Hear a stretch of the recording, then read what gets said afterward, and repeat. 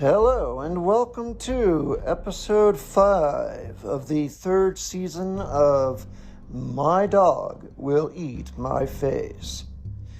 As time goes on, I really don't understand the point of me even keeping track of these episode numbers and season numbers. I only have to use them for organization and the servers when I upload the podcast, but I don't think any of my listeners care whatsoever about those numbers, so I think I'm going to stop using those going forward, just so you know. Save everyone 10 seconds of their life that they can get back. Anyway, in this episode, beyond that now foregone conclusion, I wanted to talk about a little bit about my health issues lately, which of course doesn't say much, because I know I recently broadcast that my quality of life had actually improved rather dramatically lately, as things got a little bit better. I might have jinxed things, so to speak, because nowadays I'm really struggling with what I would call intense fatigue, where I feel like I just cannot get enough sleep, and it's difficult for me to even rise from bed at any time. I will even get up and maybe get something to drink or eat, and then I'll immediately think to myself, golly, I want to go and lay back down. And I do, and I fall right back to sleep, and the whole day eventually goes away. So that's somewhat new. I mean, I've always had fatigue, but the severity has really increased lately, and it's done so much to minimize any of my, I don't know what to call it, productive or good time in the day, that I find myself struggling to live by the idioms that I really clung to and that brought me peace as I battled this disease and eventual extinction. And what I mean by that is, I know I've said many times before, I've found a lot of peace in Stoicism itself. And I've cited things such as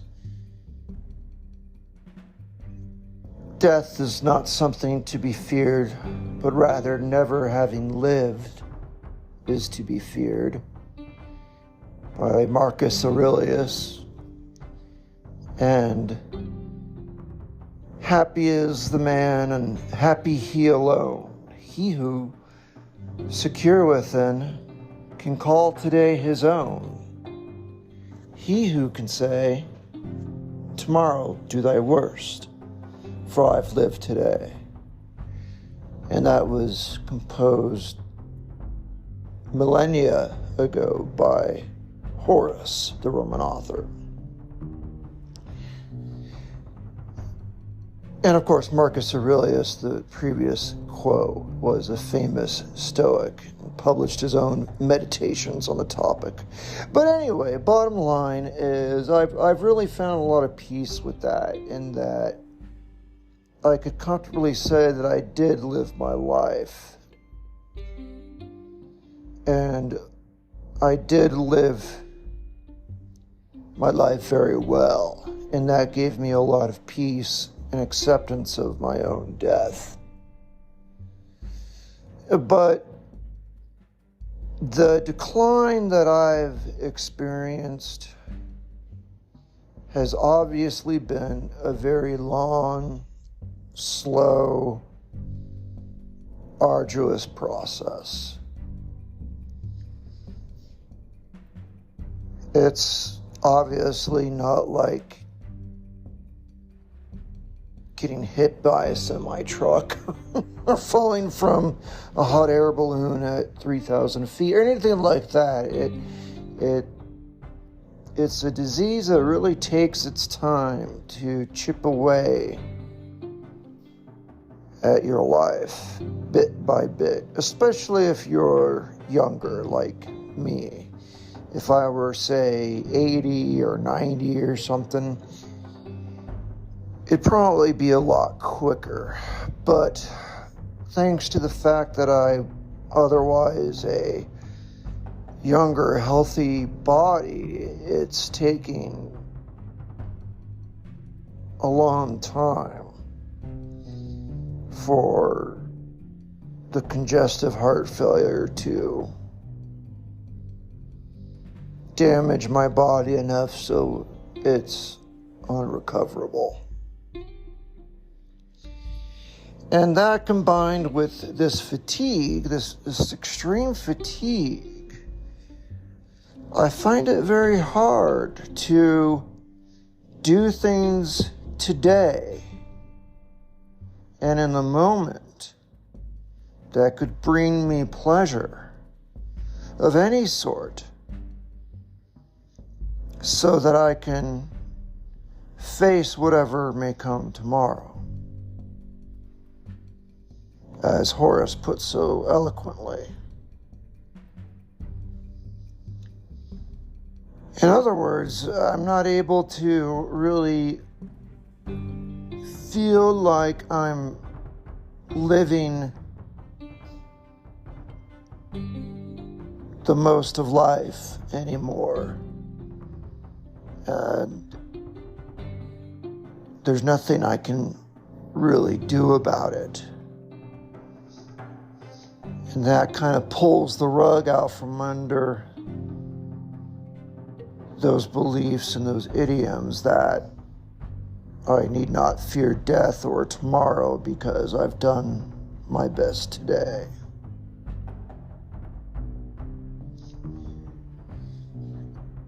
And that is something that I therefore just want to address today and see if I can come to any sort of conclusion of how to get over this hump.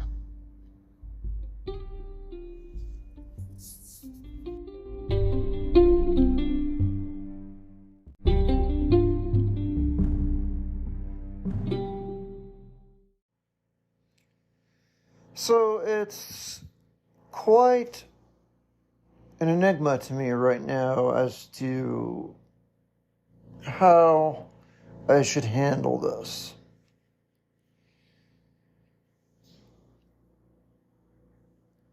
It's just simply no longer sufficient to say that I've lived today.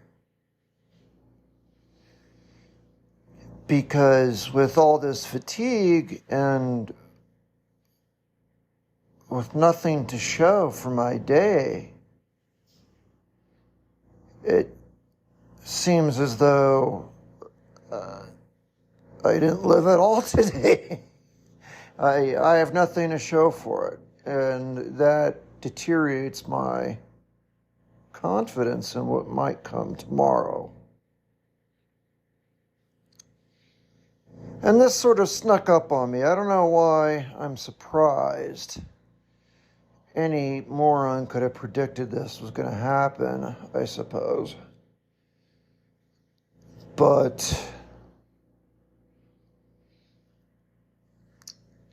for whatever reason, I did not consider this as a hurdle that I had to cross over.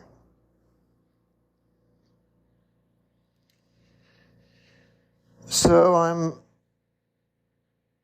really stuck contemplating how to make my days worthwhile.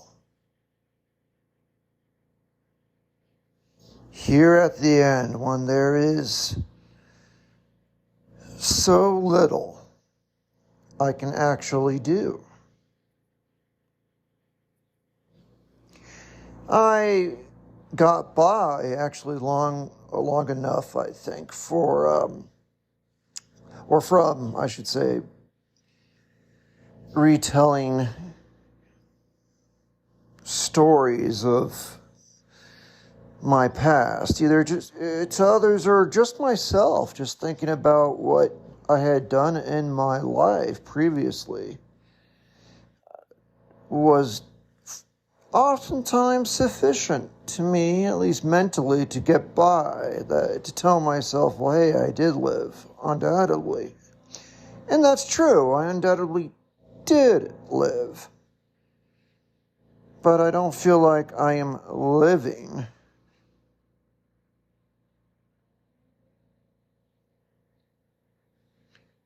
And that's where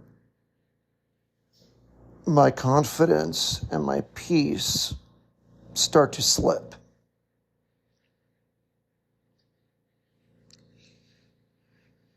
So, this has bothered me quite a bit lately.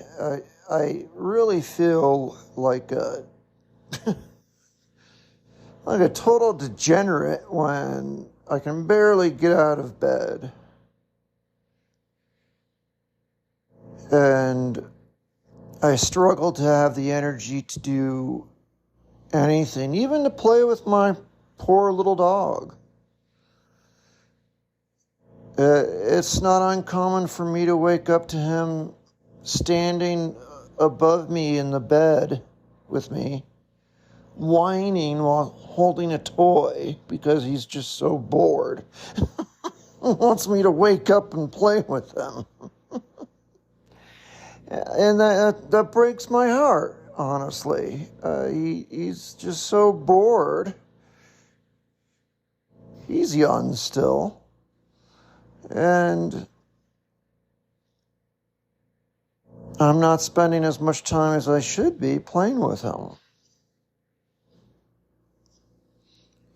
And that truly does bother me. That truly breaks my heart. I do, though, try my best. I absolutely take time every day to play with him for whatever period of time or multiple intervals it may be. Some days are better than others. And some days are really difficult. But I absolutely do try. And maybe somewhere in that one example is the solution to the broader problem. That, albeit my condition might change for the worst, limiting what I can do, if I'm at least doing my best and trying to live each day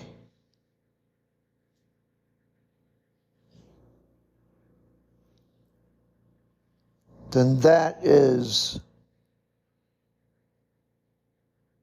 the best goal I can make for myself, and is certainly something achievable.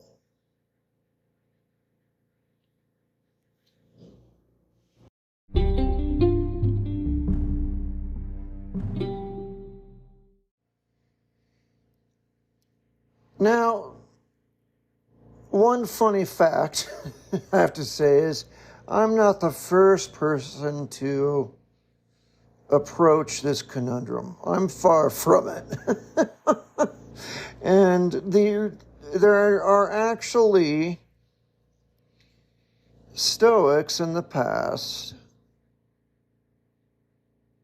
that composed theories on this issue themselves. And I'm just far from the very first person to run into this, as usual. And I've already turned quite heavily to Stoicism in these last days to find peace and acceptance in my life. So it just took a little bit of reading, actually, and rather serendipitous timing to come across individuals who face this same conundrum. So, I'll share one example from the Stoics themselves. And it's something that Musonius Rufus in his lectures wrote. He's quite old. I doubt many of you have heard of Musonius Rufus. He obviously was a Roman writer. But he composed something related to this very issue. And what he wrote was, "Indeed, how could exile be an obstacle to a person's own cultivation or to attaining virtue when no one has ever been cut off from learning or practicing what is needed by exile?"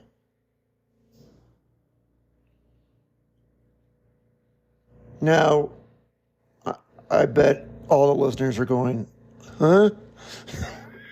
Because I had to reread that several times myself. So don't feel bad. Yeah. But essentially, what he wrote about was being cut off from his abilities. He needs to find a way to achieve those very same abilities or attain something that he wants in his life, even when exiled, which was, of course, a form of brutal punishment back in the day. And what he's really saying is,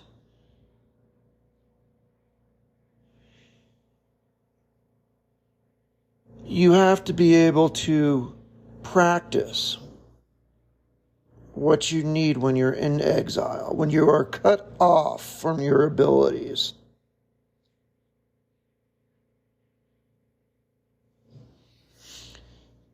Another way to put it,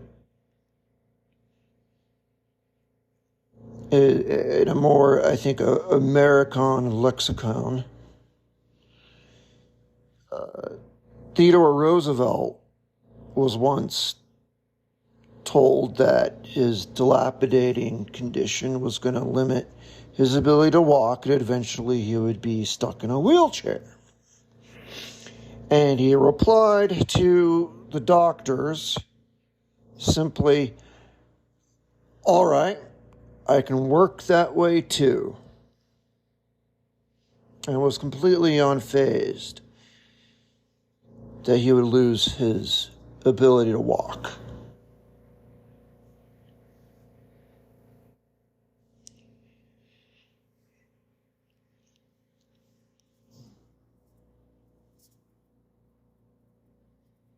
And I think that is where I might be able to find some peace again if I am able to say, as good old TR once said,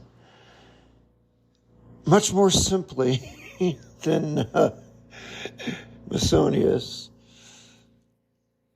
if I can say, I can work that way too. I can be that way too. I can achieve things that way too. With limited abilities. Then my life will still be lived.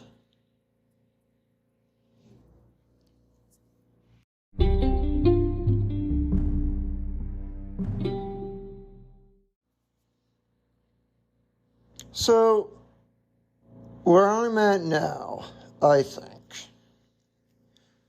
is that if I can find something in a day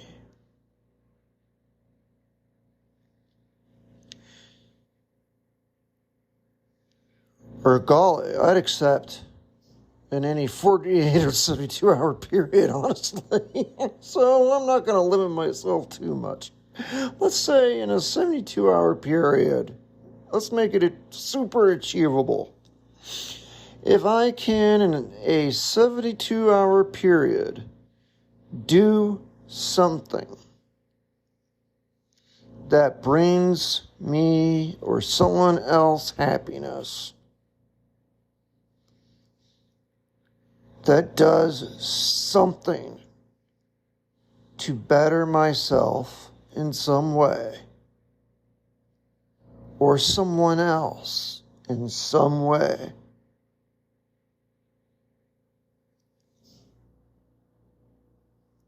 then I would absolutely have achieved living today. Golly, based off what I just shared earlier, I already do that. I said at least every day I'll make time, no matter how tired I am, to play with my dog. It absolutely gives him joy. Gives me joy too.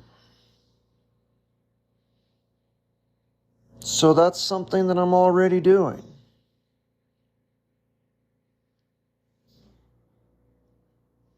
But what else? I could enjoy a good meal. I could learn to make a new sort of meal. That's something I've enjoyed quite a lot lately in my life. Experimenting with cooking.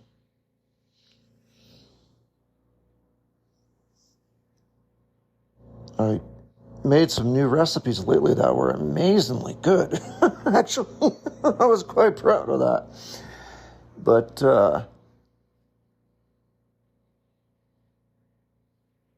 if I can do something that brings a smile to my face or to someone else, and yeah, I'm including dogs in that. I think they're intelligent enough. I mean, hey, I've heard many times that the average dog can be about as intelligent as an 8-year-old human. That's just average. So, they're actually quite intelligent animals, especially with emotional intelligence. Sure, they don't really do math and arithmetic, but hell, I don't do that either. I'm bad at arithmetic too. But they definitely have emotions at a very advanced level. So I'm including them in that. I certainly, though, do it also with even friends. I make a wisecrack or a joke, and they laugh. or I support them when they're feeling down. Or I improved myself. I learned something new. Something maybe practical, like a new recipe. Maybe just a fun fact. I've always loved history and learning, so there's no shortage of that to ever learn.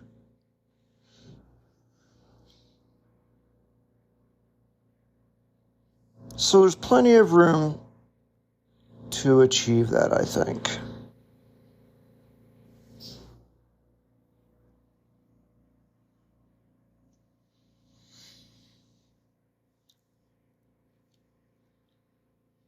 And that's,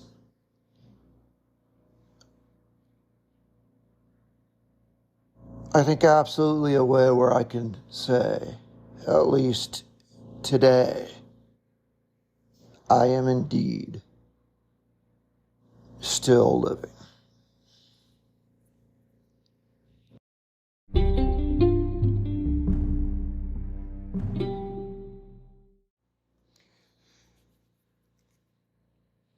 Now, of course, there's going to be many times, though, when even in a 72-hour period, where I will absolutely fail to do something. And I have to have some sort of room for that. No matter what condition I'm in, you have to have room for that. I mean, I could catch the flu and be down and out for a week.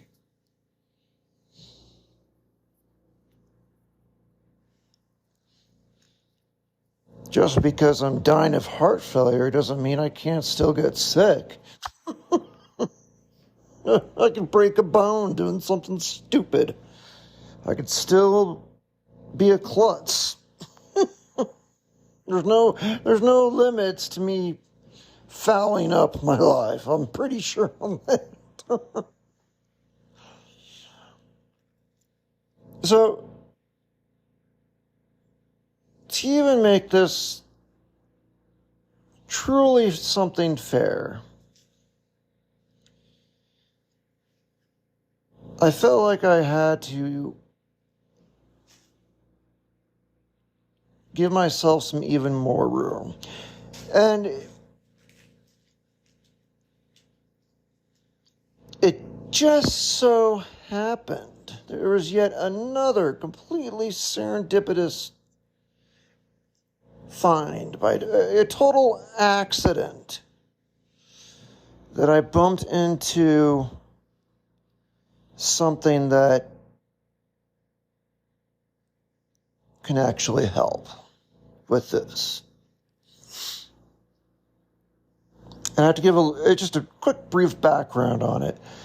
My niece is actually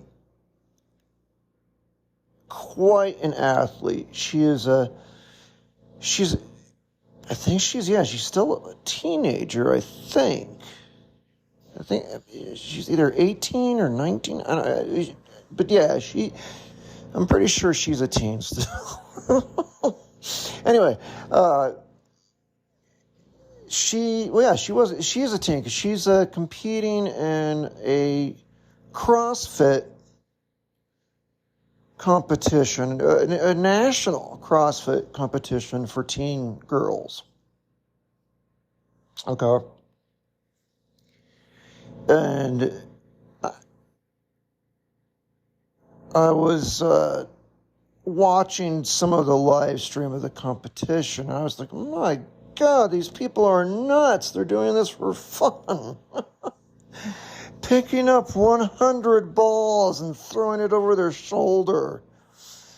And swimming out in a lake to a platform and then all the way back and then jumping on a stationary bike. And then oh my God. I mean, beginning at 5 o'clock in the morning, too, apparently, with a hike through the woods of Michigan. I'm just like, my God. And this is what they do for fun. She was competing nationally in this CrossFit thing, and I was obviously watching some of it, and I was told a lot about it from my sister-in-law, who was the parent with her there.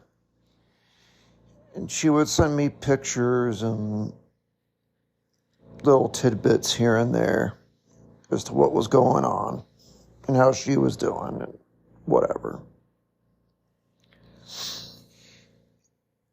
And just through happenstance, she sent me, I guess it's their slogan, their mantra in this CrossFit group. I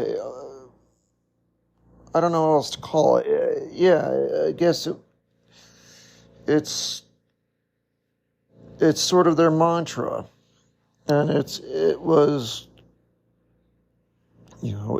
etched in wood, I think, hammered up on a tree or something. And she took a picture of it and sent it to me, and it just said LND, which stood for simply leave no doubt.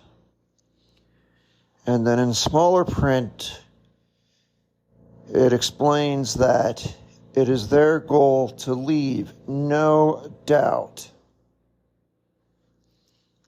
that they gave everything their best, not just in the exercise they do, but in their life, in their families, in their homes, in their relationships.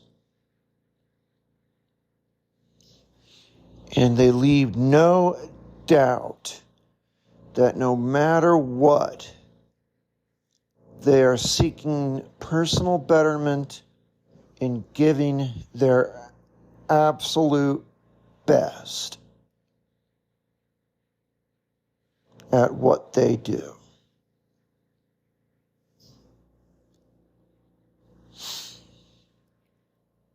So obviously that's quite an inspiring slogan and mantra.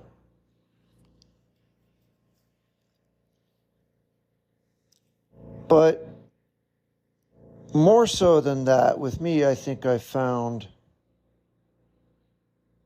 truly how I can still consider myself as living my life.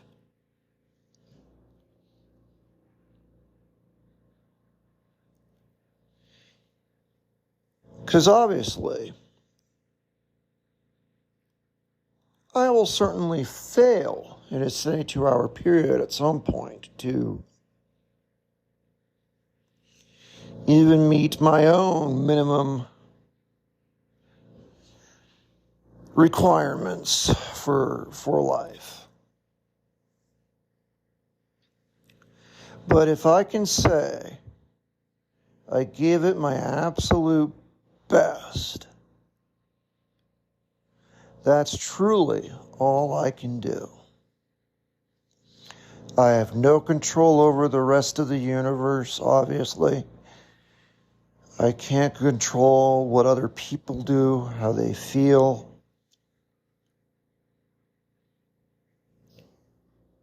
I can only control myself and how I feel. And I have the power, no matter how weak I might be, to at least do my best.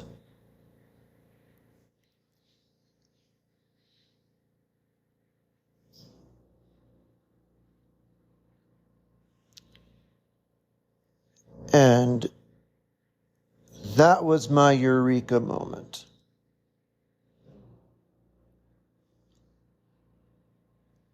That is one way I think I can still live my life as I deteriorate, as I am greatly fatigued, as it gets worse than it even is today.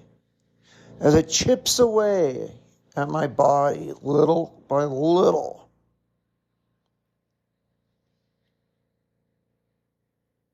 That I can always, no matter what, give my best and leave no doubt that I did that. Because that is all I can do.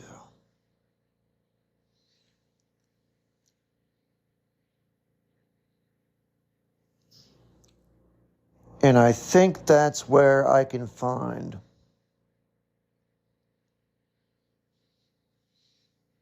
that belief that I'm still living my life, because I am. And I'm giving it my best.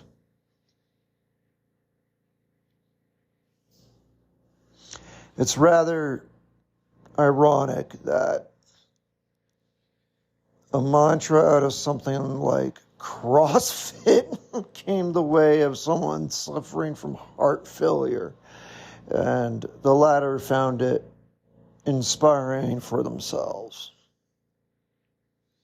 I couldn't do one iota of what they do for their workouts. Still,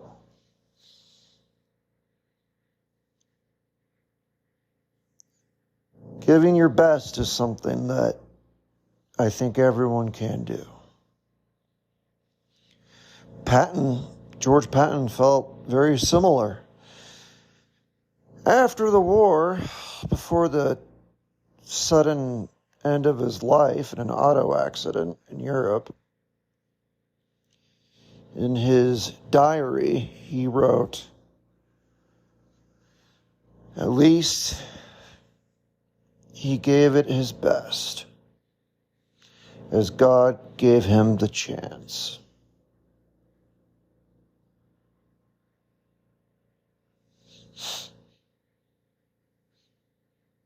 So,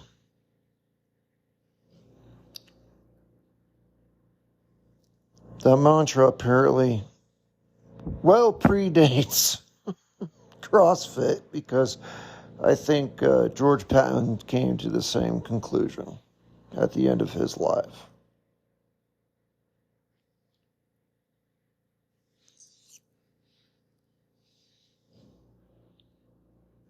And I simply only know that because I actually did read his entire personal diary throughout the war. It was published after his death by his wife under the title War as I Knew It.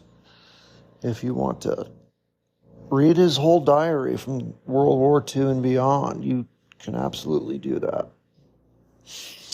Anyway.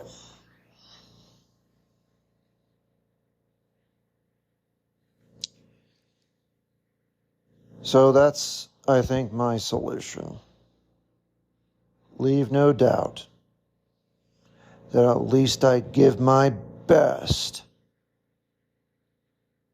to live my life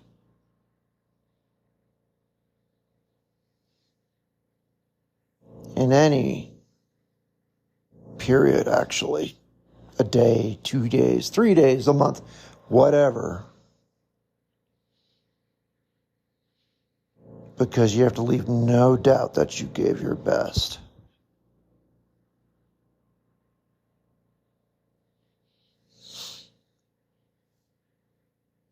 If it worked for George Smith Patton Jr., I bet it could work for me.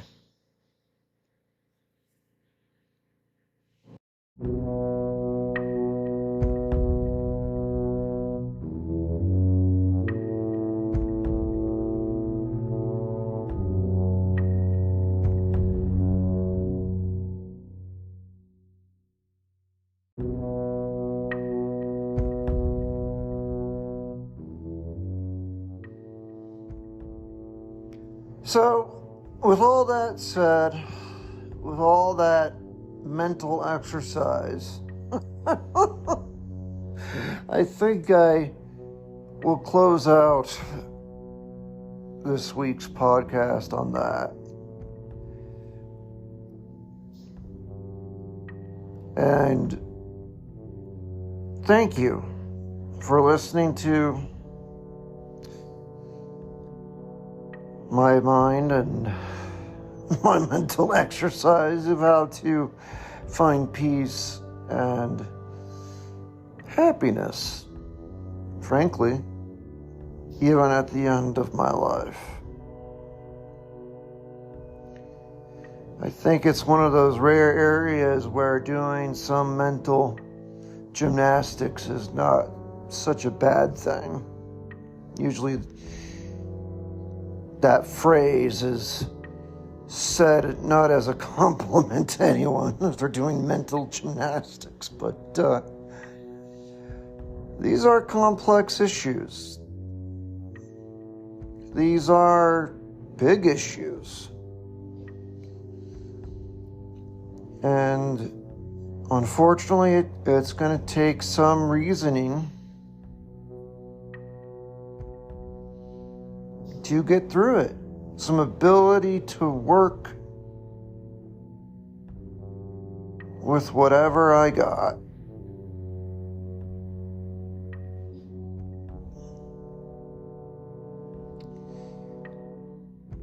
And hopefully, I can run with this for a bit and see where it leaves me.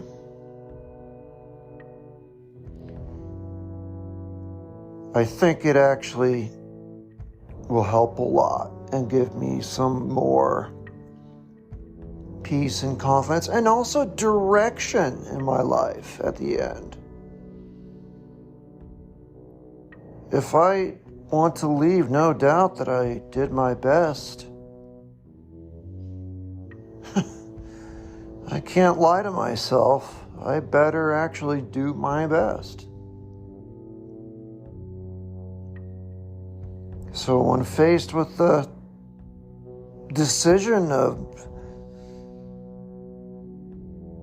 doing the easy thing and giving up versus doing my best to make today and this moment count, I'll know which direction to go.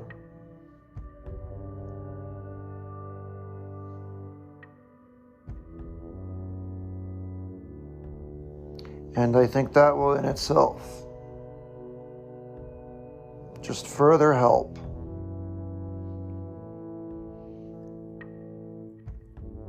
me through the twilight of my life.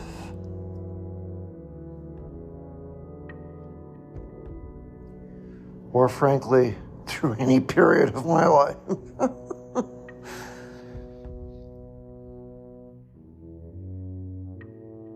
Sometimes I wish I spent as much time thinking about these things years ago.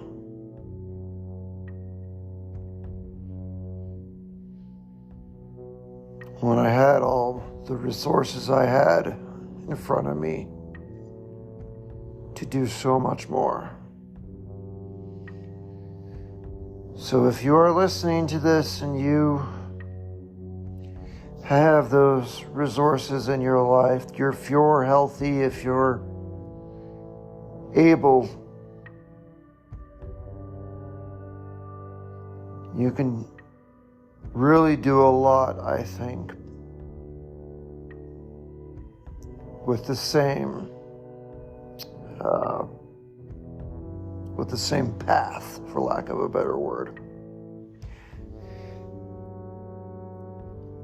So anyway, thank you very much again for listening. It truly means the world to me that others out there can at least still hear my voice and my thoughts. And I forgot to say, sorry there was no podcast last week. I was just too tired to produce anything. So, sorry about that. Hopefully people weren't wondering, oh God, is he back in a nursing home? No. Just was in bed staring at the wall like an idiot. But anyway. If you can, please follow this podcast, turn on notifications so you can hear future podcasts without missing them. And if you really want to support it, you can just go to patreon.com/mydogwilleeatmyface. And you can support the podcast by becoming a Patreon member.